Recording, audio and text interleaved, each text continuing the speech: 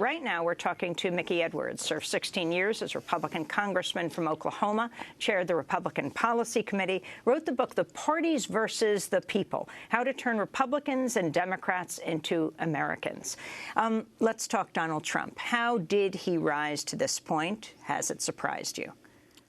You know, it bothers me a lot, you know, the things he says. I don't think comparing him, say, to the rise of a Mussolini is unfair. I mean, I think there is this bias, this bigotry, you know, this roughing up people who, you know, come to primaries, I mean, to his rallies. I think that's valid. I do think that when people like Obama and the left, you know, try to say this is Republicans, I think they undermine their own credibility. Because if you look, there's been 23, not counting today, 23 Republican primaries and caucuses. Not one of them has Trump got a majority. You know, in 17 of them, he's had 2/3 to 70% of Republicans vote against him. This is not the Republican Party, you know, but there is some force out there that is angry, that is they're outraged about something, who knows what, and it's dangerous. I mean there are more Republicans coming out to vote now than ever before, but still, that's only something like 17%. Right. And he's getting less than half of that. Right. Now, right. Democrats are also up, despite this fact that Donald Trump says they're down, but less than 12% of Democrats are coming out to vote in the primaries. Yeah, and part of it is that, you know, Hillary doesn't generate as much, I mean, she's been around a long time. She doesn't generate as much enthusiasm. But I think we have to keep the fact that Donald Trump is getting, he's winning because he's got all these people running against him, and they're dividing up the vote.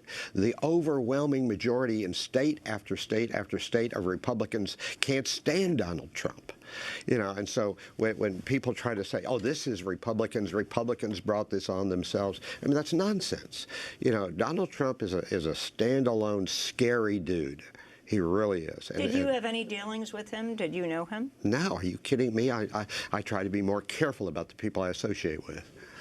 You know. I mean, Donald Trump is not alone when talking about, you know, sort of scorched earth policies after 9/11, and talking about foreign policy. Yeah. And he's not alone, sort of led the candidates when talking about waterboarding. We're going to rebuild our military. We're going to knock out ISIS so violently and so fast. They chop off heads. They do things that we haven't seen since medieval times. And we're worried about waterboarding. So here, wait, sit down. Let me just tell you, okay? Excuse me. So I want to stay within the laws, and right now we have the laws. But I want to make those laws stronger so that we can better compete with a vicious group of animals, okay? That's Donald Trump, former Congressmember Mickey Edwards. You know, he wants to deal with the animals by making us animals. You know, the fact of the matter is, yes, they may cut off heads, but we don't waterboard because we're America. We're different. You know, our Constitution prohibits habeas corpus, being suspended, even though George W. Bush, you know, ignored that. It is not us. We don't commit torture. We're not ISIS. George W. Bush was in power for 8 years. Yeah, I know. And some of the stuff he did was outrageous, too. It was, you know, this is not Republican or Democrat. This is a problem with people who forget what American values are supposed to be. Soon after you left office, Timothy McVeigh blew up the Oklahoma City building. Yes, he did. Right, April 19th, 1995. I had friends in that building who died in that building, yeah. That was my district. The horror of that. What, 163 people died? Children, babies, too, yeah. Talk about how the Oklahoma City bombing was treated differently than any other terrorist attack. I mean, he was a white Christian Army vet. And he was on trial in the United States, in our court system, and he was found guilty, and he was executed. And so what I compare that to is now the argument that, that is being made by a lot of people in my party, you know, that you can't close Guantanamo and bring people back to stand trial as though, you know, our court systems don't work. Well, it certainly worked in the case of Timothy McVeigh. You know, it worked in the case of the people who did the bombing at the Boston Marathon. You know, our court systems can work. And so some of this stuff, like, you know, we can't bring them here and put them on trial. I mean, we've got people in my party who are acting like absolute cowards. You know, like, do they still believe in America? Do they still believe in our justice system? I don't know.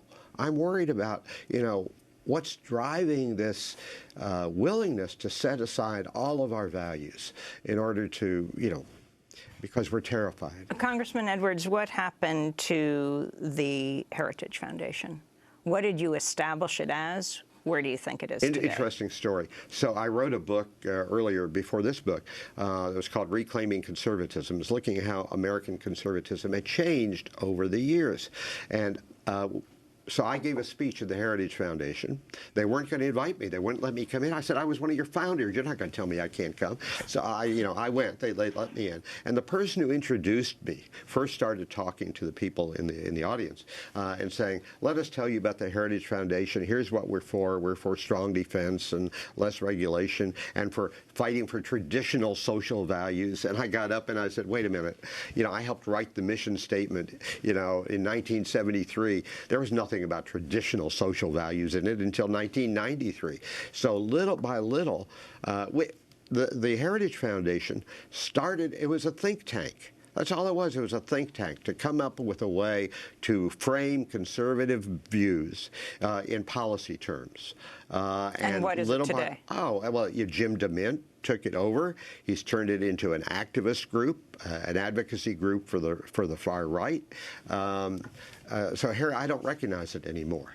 I was one of their founders, but that was a totally different organization when we founded it in 1973. Yeah. I want to turn to the issue of climate change. This was a pretty interesting moment.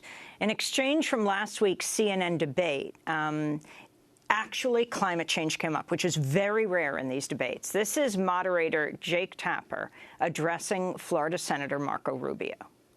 I reached out to the Republican mayor of Miami, Tomas Regalado, to find out what he wanted to hear from you this evening. Mayor Regalado told me, quote, climate change means rising ocean levels, which in South Florida means flooding downtown and in our neighborhoods. Senator Rubio, the Miami mayor, has endorsed you. Will you honor his request for a pledge and acknowledge the reality of the scientific consensus of climate change and pledge to do something about it? Sure, the climate is changing, and one of the reasons why the climate is changing is because the climate has always been changing. So on the issue of flooding in Miami, it's caused by two things. Number one, South Florida is largely built on land that was once a swamp. And number two, because if there is higher sea levels or whatever it may be happening, we do need to deal with that through mitigation, and I have long supported mitigation efforts. But as far as a law that we can pass in Washington to change the weather, there's no such thing. On the contrary, there is laws they want us to pass. There are laws they want us to pass that would be devastating for our economy. Or these programs like what the president's put in with the Clean Power Act or all these sorts of things that he's forcing down our throat on the war on coal. Let me tell you who's going to pay the price of that. Americans are going to pay the price of that. The cost of doing that is going to be rammed down the throat of the American consumer, the single parent, the working family who are going to see increases in the cost of living. That is Marco Rubio, who is hoping to win his home state of Florida.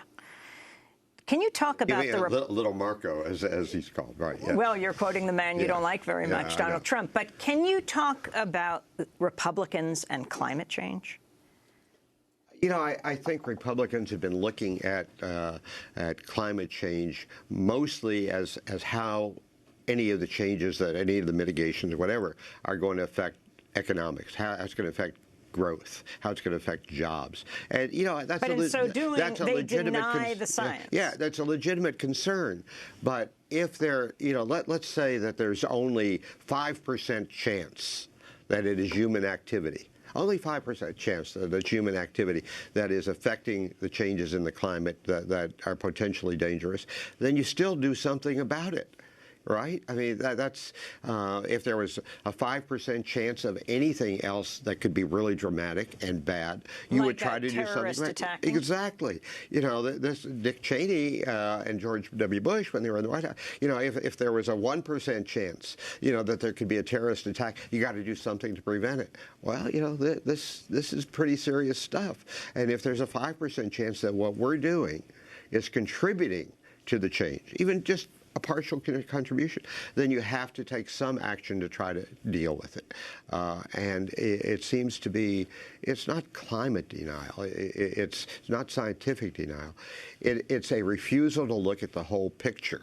And all it is about how do you create jobs. And you know, that's a piece of the puzzle, but I can't take Marco seriously when he does that. And it's not, of course, Marcos. It's across the board. Donald Trump said he was refusing to go see the Pope because the Pope was talking about climate change. Yeah, I don't include Donald Trump in any other category here. He's Donald Trump. What scares me, though, you keep bringing back Donald Trump. So he scares me. You know what scares me a lot more than Donald Trump? It's the tens of thousands of people who come out to those rallies and cheer for him. That's scary. That is a really scary development in American politics. We've seen it happen before. We've seen it happen in Europe. And I don't think we should take it lightly. And if there is a chance, you know, through a brokered convention, through whatever, if there's a chance to stop that man from becoming one of the two candidates for president, we've got to do that. Explain what a brokered convention would look like. I think a lot of people have trouble understanding this. This is why John Kasich's race today in Ohio is so important, because to win the nomination at the convention, Trump needs to receive, you know, a certain number of delegates. You got to keep him from getting there. Once that happens, there are so many Republicans who are opposed to Trump that if he hasn't sewn it up, gotten all the delegates he needs, then you can start working on the floor and you can say, Amy, you know, you're committed. You know, you have a commitment here, but after the first ballot, when he falls short, you're not committed anymore. And so let's talk to you about what's realistic. Who can win the election? You know, and so what bothers me, kind of morphing off it, what bothers me is hearing my fellow Republicans talk about Donald Trump being bad for the party. Who cares about the party? He's going to be bad for America. And the idea that some of our candidates who have accurately talked about his bigotry and all that stuff then say, oh, but if he gets the nomination, we'll support him. That's absurd. Ted Cruz won your state, won Oklahoma. Yes, he did. Well, you know, I don't like Ted Cruz at all, but I'm glad that he stopped Donald Trump there. It's amazing, you know, there are people... What do you most object to about Ted Cruz? Ted Cruz, you know, there are 320 million Americans. We're very diverse. You know, look at your audience. You know, we're a very diverse country. The only way you can govern a country like this is through compromise, through being able to sit down together. Nobody gets all that they want. He doesn't believe in compromise. You know, he believes in, you know, this is my plan. This is what we're going to do. I think that's why people like Bob Dole, it's people, you know, and other members of Congress would rather even have Trump than have Ted Cruz, because they think they could deal maybe with Trump. They can't deal with Cruz. Cruz is like a block of concrete. You know. If Donald Trump got the Republican nomination, would you vote for him? You're a long-time Republican congressman. Would I vote for Donald Trump? Never. You know, who would you vote for? Well, my choices at that point would be, you know, either to, you know, not vote at all, or to vote for the Democratic candidate if I thought not voting at all would increase the chances of Trump winning. I mean, I think it's... You come from the state of Woody Guthrie. I do, you know, although I can't sing. It's, well, I come from the state of Woody Guthrie, but also a lot of the top country western people, which is kind of my thing. So, I want to ask you about the Supreme Court. Speaking in February, Senate Majority Leader Mitch McConnell said his party would not hold hearings to consider any nominee put forward by President Obama to replace Antonin Scalia. Been more than 80 years since a Supreme Court vacancy arose and was filled in a presidential election year. And that, Mr. President, was when the Senate majority and the president were from the same political party. the same political party. It's been 80 years. Since we have divided government today, it means we have to look back almost 130 years to the last time a nominee was confirmed in similar circumstances. That's back when politicians like mugwumps were debating policies like free silver, and a guy named Grover ran the country. Think about that. As senators, it leaves us with a choice. Will we allow the people to continue deciding who will nominate the next justice, or will we empower a lame duck president to make that decision on his way out the door instead? Mitch McConnell, your response, Congressmember Mickey Edwards of Oklahoma. How Mitch McConnell can become a spokesman for a national party is just beyond me. But so there's the question. First of all, yes, the president should nominate somebody. That's what the Constitution requires him to do. Wouldn't he be guilty of dereliction of duty? Sure. If there's a vacancy in the Supreme Court and he refuses to nominate somebody, the Constitution says a point, but it's not. It's a nomination. The Senate can turn the person down or not. You know, they have, but the president has an obligation to do this. You know, there's a bigger problem here, though, Amy. You know, and it's not about a successor to Scalia, who it is. Both parties, Republican and Democrat alike, have stopped thinking of the Supreme Court as a judicial branch that has the job of determining what's constitutional and what's not. Both Republicans and Democrats treat the Supreme Court today as a third branch of the legislature. You know, Hillary has a litmus test. You know, Bernie has a litmus test. Cruz has a litmus test. Rubio has a litmus test. You know, as though they're electing another senator. You know, and if they can't get it, you know, through the regular Congress, you know, then you have the super Congress, you know, and that's not the role of the court. And that's why you have this battle. Neither side wants to give in because they see it as how they're going to win the political battle. 40 years ago, there was another Supreme Court nominee, Lewis Powell, who had something to do with the founding of the Heritage Foundation like you did. Can you talk about Lewis Powell and the Powell memo?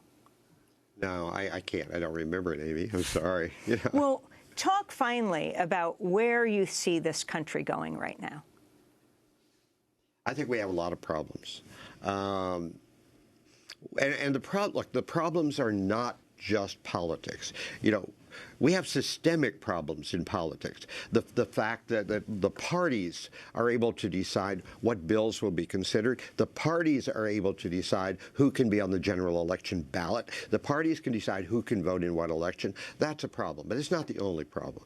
We have an education system today that doesn't teach the humanities, doesn't teach art, literature, poetry, you know, science. You know, we're treating people to be cogs in an economic machine. You know, all of our colleges are becoming vo-tech schools about how you make a living. But the way you make people citizens is with philosophy and literature and critical thinking. So that's a problem. The media has been a majorly complicit in the rise of Trump, just like Moonves said, you know, from CBS, hey, we're making money. So Donald Trump was given all this time on 60 Minutes. He was given all this time on Saturday Night Live. And they're cheering because it's these great crowds, because who cares about America? Let's make money. You know, and so it's a big problem. Finally, Congressman Edwards, could you see yourself voting for Bernie Sanders? Well, you know, I like Bernie. I think he's honest. I think most of his, you know, I think most of his solutions, most of his perceptions of the problem are pretty good. You agree with his assessment of Wall Street? Oh, yeah. But I think most of his prescriptions are wrong. But it doesn't matter. You don't think you because should none of it would break pass up the big banks? None of it would matter anyway. Well, you know, sure. You know, getting rid of Glass-Steagall was a serious problem. So, yeah, if you're too big to fail, you're too big to exist. Do you see the Republican Party as possibly breaking apart? The Republican Party, so my earlier book about reclaiming conservatism, the Republican Party used to be the party of, you know, small business, not corporate America. It used to be the business of Main Street, not Wall Street, you know, and that's been long. But, you know, let me caution you. The idea that the Republican Party is about to go out of business and break up, this is the party that controls almost all the state legislatures, both houses of Congress, and most of the governorships. If either party is in danger of becoming not a national party, it's the Democrats. We're going to leave it there, and I thank you very much, Mickey Edwards, for joining us. Mickey Edwards served for 16 years as a Republican congressman from Oklahoma, chaired the Republican Policy Committee, a founding trustee of the Heritage Foundation. He's written a number of books, the latest, The Parties versus the People, How to Turn Republicans and Democrats into Americans.